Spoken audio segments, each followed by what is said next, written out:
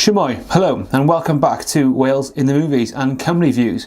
We are heading back in time some 76 years this week and we're taking a look at an Ealing Studios movie from 1941. It's directed by Basil Dearden.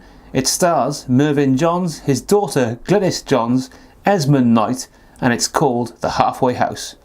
Oh, there's lovely.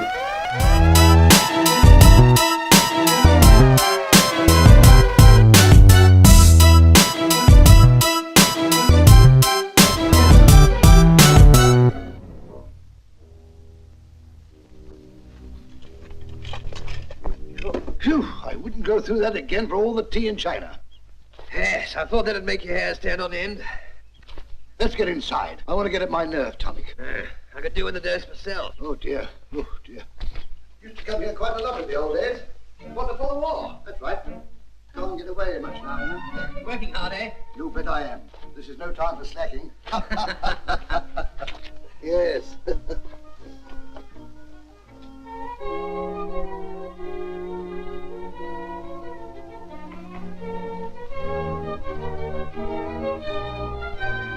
Snug's on a minute.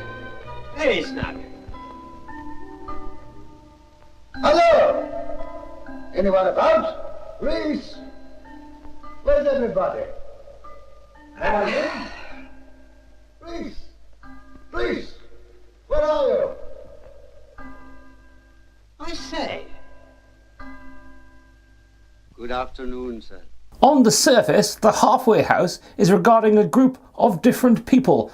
The film starts in Cardiff with the renowned musical conductor David Davies, but continues in rural Wales with Alice and her husband Captain Meadows, Mr. Fortescue, Mr. Oakley, and the... This isn't going to work, is it? Mr. and Mrs. French, their daughter Joanna, a lady called Margaret, and the film's Irish character Terence, who must be the most Irish Irishman who's ever Irished. I mean, just listen to this brogue. It's a funny sort of atmosphere here. I know what it is. Maybe it's the Irish of me. Well, it comes of being the seventh son of a seventh son or something. This movie is about much more than the surface characters, but it uses them and their plight to comment on some much bigger stories and some much bigger themes.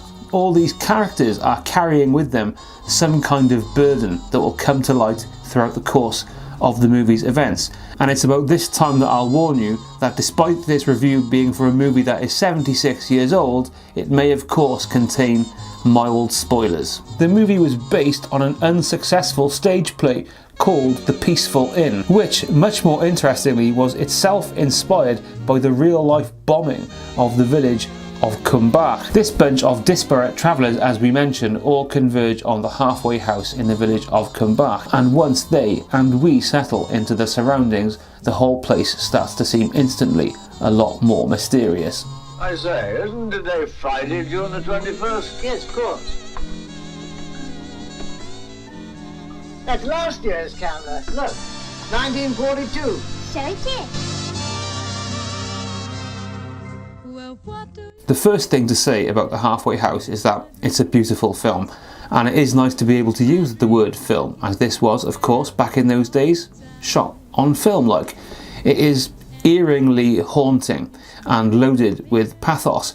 In many ways it reminds me of a couple of the Crown Film Unit's British war propaganda of the same era, directed by Humphrey Jennings, and in particular here I'm thinking of Listen to Britain and definitely The Silent Village, set in the Welsh village of Kniight. And it was of no great surprise to me to learn that an associate producer of this film, and probably some part in the direction, was a man called Alberto Cavalcante, who was a big part of the Crown Film Unit and a colleague of a man called John Grierson, who was a documentarian who went on to found the Newport Film School, of which I myself am a graduate.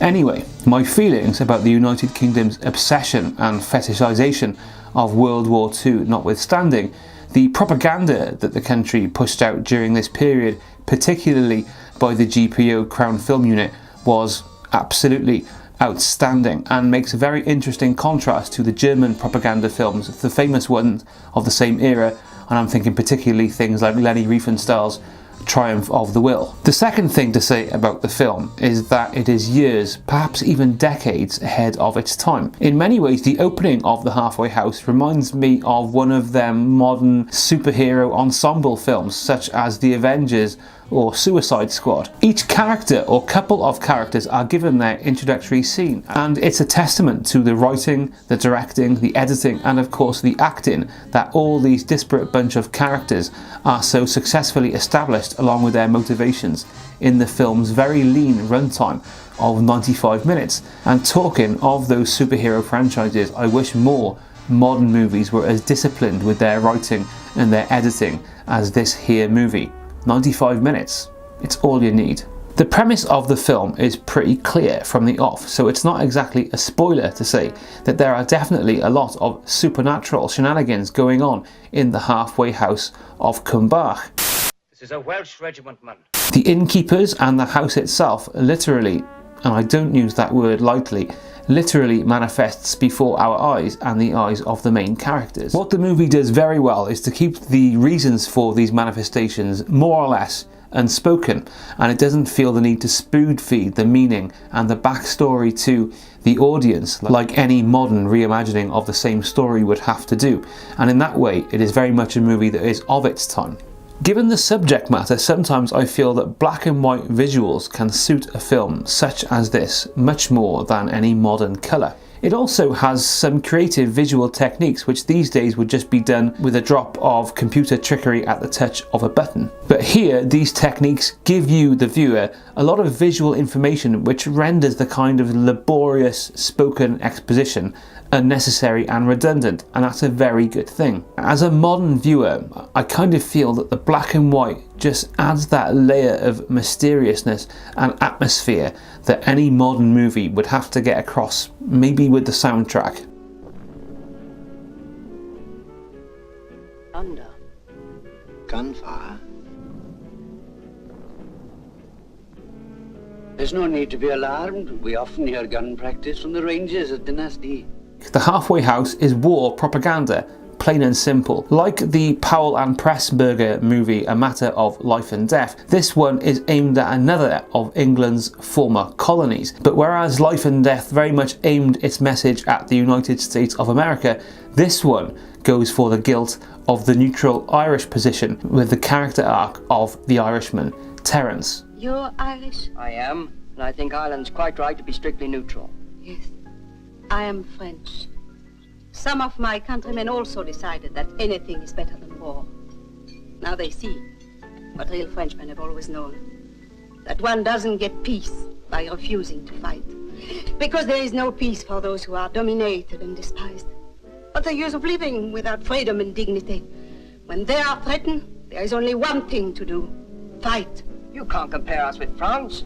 She fought and was beaten. Like the aforementioned British propaganda films from Humphrey Jennings of the same era, it has an enlightened, gentle quality which reflects the way that a lot of British nationalists view England, Britain and its empire, i.e. as a non-pacifist but peaceful populace who are always ready to defend itself and others against oppression and injustice. It's just a shame that the British are seldom prepared to turn their pens or their cameras on themselves and to focus on the violent and exploitative colonialism that it perpetrated for 500 years before World War II. And this is never more true than in the case of its first and oldest colony, the 1500-year-old nation of Cymru, aka Wales. It's time for a tangent, and this is a long one.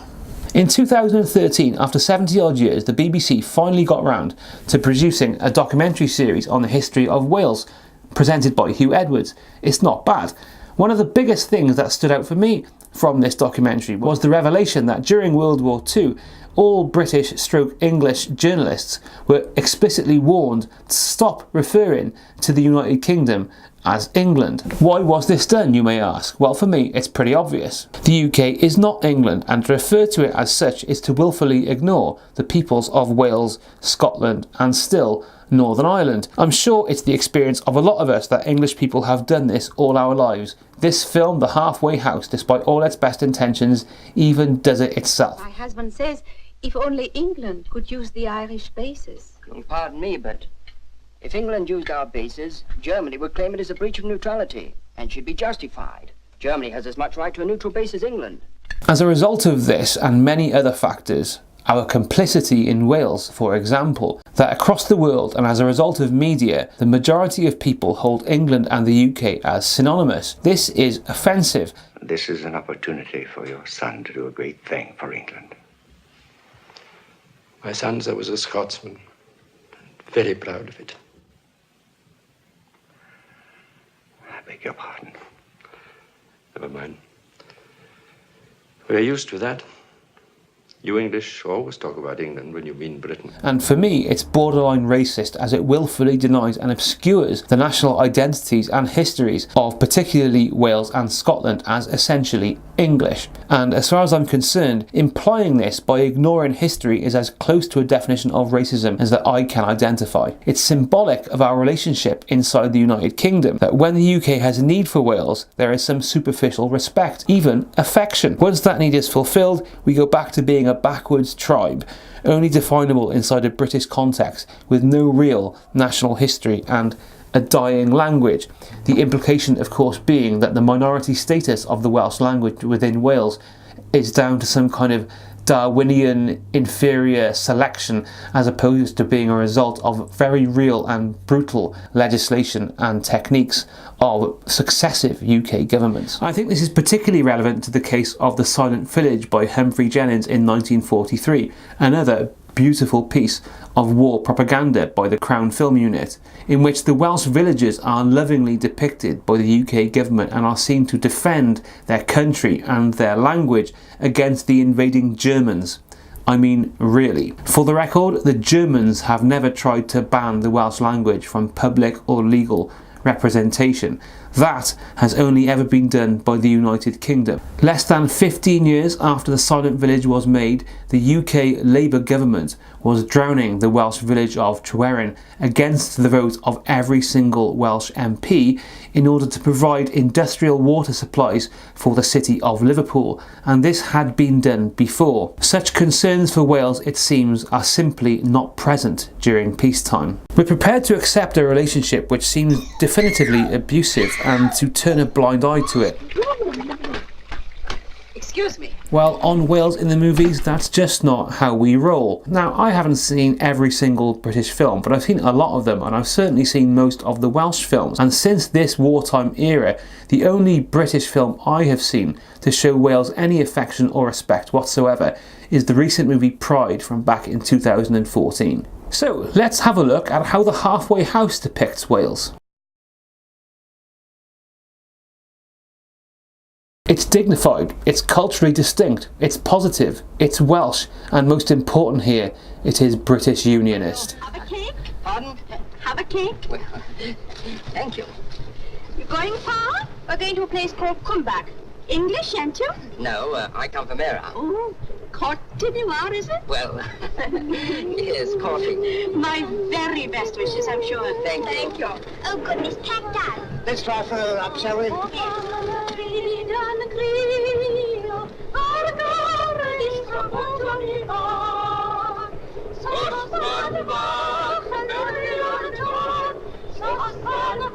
No nation is conquered, sir, if it keeps its soul and its language as we've done. The English are our friends and our neighbours. We live at peace with them. Their enemies are our enemies, and their war is our war. I'm proud of being a Welshman, sir, but I wouldn't put the betterment of Wales before the betterment of humanity. As we're doing, would you help me with a chair, sir? I beg you not to misunderstand me. I agree with Mervyn Johns here. The English are our friends and our neighbours, but that doesn't mean they're entitled to make decisions for Wales. It doesn't mean they're entitled to take all our natural resources, and it doesn't mean they're entitled to ignore and delete our history if and when it suits them. Also, please make no mistake, much as I love this dignified and beautiful scene here, Wales was and is a conquered country. Our language has survived, but it sits on a precipice in a permanent state of precariousness. Our culture and our language is constantly attacked in the British press to the point where we have to justify it and point to its existence, as I am doing now, with this very video, and I'm afraid, guys, there's only one country that's accountable for that situation, and it is not Germany. Okay, I think I'm finished now. The Halfway House is, however, not just British war propaganda. It successfully combines these messages with metaphors and archetypes for love, family unity, repairing damaged relationships, seizing the day, atonement, and being true to yourself, and it does so quite gorgeously. It also contains some strong female characters, which can be contradicted at times, but on the whole, the ladies in this film give as good as they get. Now, let's have a look at some of the film's main players. First up, the innkeeper and his daughter are played by real-life father and daughter Mervyn and Glynis Johns. Mervyn, a Welsh actor from Pembroke, gives a warm but also spooky performance as the celestial innkeeper, managing to inject just a little bit of uncertainty into what is essentially a very warm character. He's got a very long list of credits. The only Welsh film link I can find, however, is that he appeared in the 1962 remake of The Old Dark House from 1932. The remake wasn't set in Wales, although the original with Boris Karloff was. His girl Glynis became a film star in her own right. Again, it's a very warm performance which complements her father's and is ideal for the film's spiritualist leanings. She's best known for the suffragette Mrs. Banks in Mary Poppins, and in a Welsh link she also played Mfanwy Price in the 1972 adaptation of Under Milk Wood. The film opens with the character of David Davies conducting an orchestra in Cardiff, and this guy is played by Esmond Knight as a Welshman who had moved from an early age. Diolch yn fawr, bob un. I'm afraid my Welsh has gone a little rusty since I left here 20 years ago. His, again, is a stoic but also vulnerable performance as a man who may only have a few weeks to live, and he strikes up a very believable bond with Gwyneth.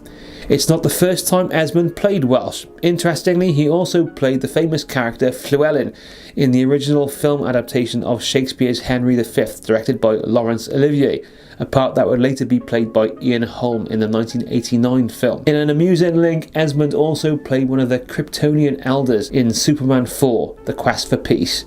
Now that is immortality. Other than those dudes, the other standout character is Joanna French, who's played by Sally Ann Howes. She's the daughter of a married English couple who are about to divorce.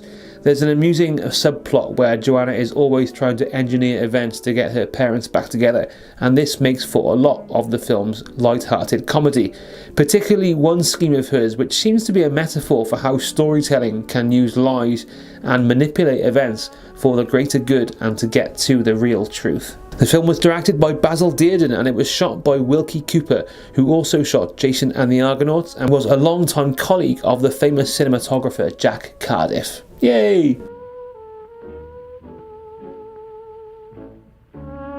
The production company Ealing Studios was very famous at this time and particularly associated with comedies. The only other notable Welsh project they were involved in was The Proud Valley with Paul Robeson, and also A Run for Your Money, which was set in London but about two Welshmen who travelled there. So the film has plenty of Welsh characters, of course, but also many other references. This opening scene is set and shot in Cardiff, as you can see here, and to me this looks like the interior of what is now the Wetherspoons Prince of Wales pub, but I'm not sure.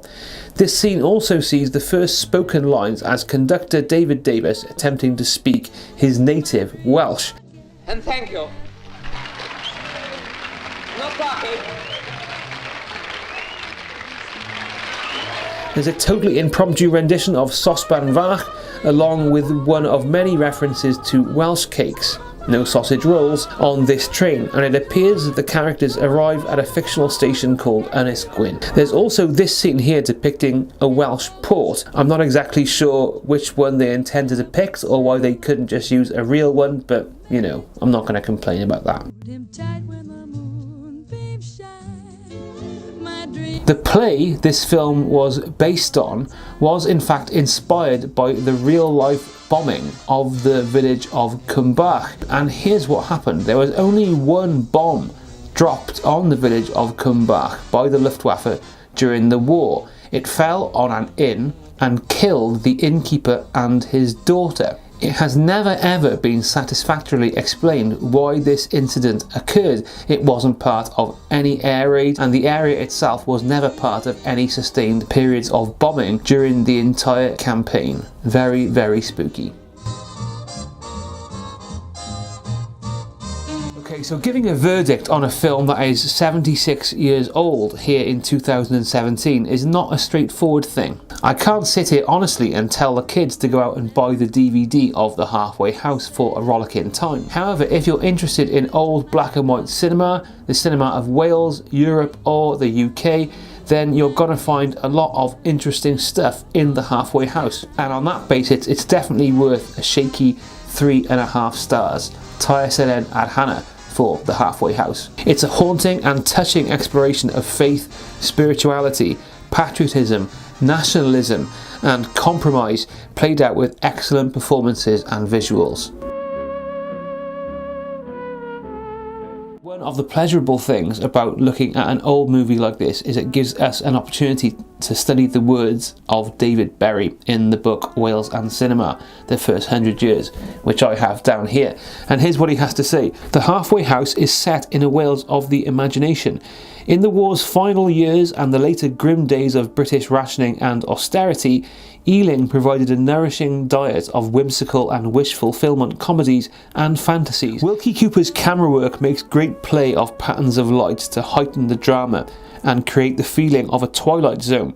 We become aware that the hotel itself is in a sense of a figment, a staging post outside time. The film has interesting things to say in passing about Welsh insularity and chauvinism, and particularly the concept of nationhood in wartime. For all its shortcomings, Halfway House beguiles, thanks to the central performance, Michael Ralph's art direction, and a script which ekes out tension shrewdly by feeding clues gradually to its audience. I do believe there are currently at least 2 channels on YouTube where you can watch the movie in its entirety, so do a wee search and get involved. Diolch yn fawr am gwylio. Big thanks for watching. As you can see, I've altered the presentation style of Company Views this week. I'm still trying to get a handle on doing these reviews, to be honest. I'm still trying to work out the best way to do it. Any feedback you got as a regular subscriber would be more than welcome. Diolch yn fawr. I'll be back soon, probably next week, with another episode of Company Views. Until then, tell your mates, support the channel, share like nobody's business, and I'll see you soon. Diolch yn fawr, Cari Cymru, hwyl fawr.